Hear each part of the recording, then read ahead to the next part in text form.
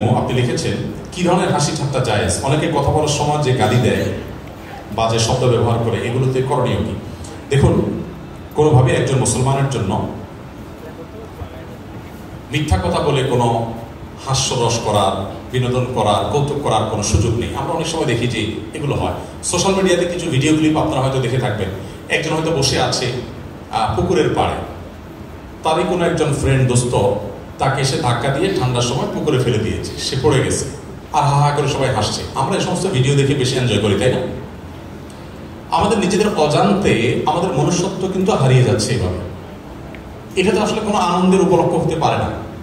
মানুষ ফান করবে, আনন্দ করবে, কিন্তু আনন্দ করে সে মিথ্যা কথা বলবে, একজন মানুষের কষ্ট দিয়ে আনন্দ পাবে, একটা পাখিকে, একটা পশুকে নির্মমভাবে মেরে আনন্দ পাবে, এটা তো কখনো গ্রহণযোগ্য হতে, কোনো সভ্যতা হতে পারে না।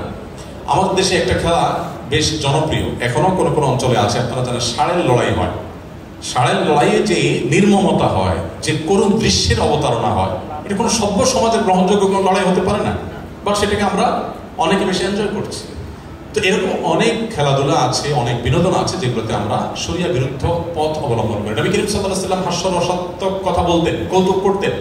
তিনি একবার এক সাহাবী বললেন, ইয়া রাসূলুল্লাহ, আমাকে একটা ওট দিবেন আপনি, আমি বাহন হিসেবে ব্যবহার করতে চাই। নবী করিম সাল্লাল্লাহু আলাইহি ওয়াসাল্লাম বলেছেন, তোমাকে আমি একটা ওটের বাচ্চা দেব। লোকটা বলল, ইয়া রাসূলুল্লাহ, আমি আপনার কাছে চড়ার জন্য ওট চেয়েছি, আপনি বাচ্চা দিবেন, বাচ্চা ওটে কি চড়া যায়? নবী সাল্লাল্লাহু আলাইহি ওয়াসাল্লাম বলেছেন, যেই ওটে তুমি চড়বা সেই ওট তো কোনো না কোনো ওটের বাচ্চা, আমি সেটা মিন করেছি।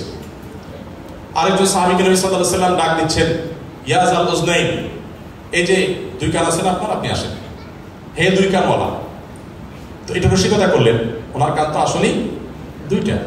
নবী করিম সাল্লাল্লাহু আলাইহি ওয়াসাল্লাম জীবনে অনেক হাস্য রস করতেন, কিন্তু সে কখনো মিথ্যা কথা বলে নয়। আমরা অবশ্য মিথ্যা কথা বলে, ফান করে অনেক অন্যায় কথা বলে। নবী সাল্লাল্লাহু আলাইহি ওয়াসাল্লাম বলেছেন, রসিকতা করেও যদি কেউ মিথ্যা পরিহার করতে পারে, ওই ব্যক্তিটা রব্বুল আলামিন জান্নাতের একেবারে সেন্টার পয়েন্টে একটি প্রাসাদ, জান্নাতি প্রাসাদ দান করবেন, অনন্ত অসৎকালের জন্য সে নিয়ামত সে ভোগ করতে থাকবে। এই জন্য কোনো অবস্থায় একজন মুসলমানের জন্য জায়েজ নয়।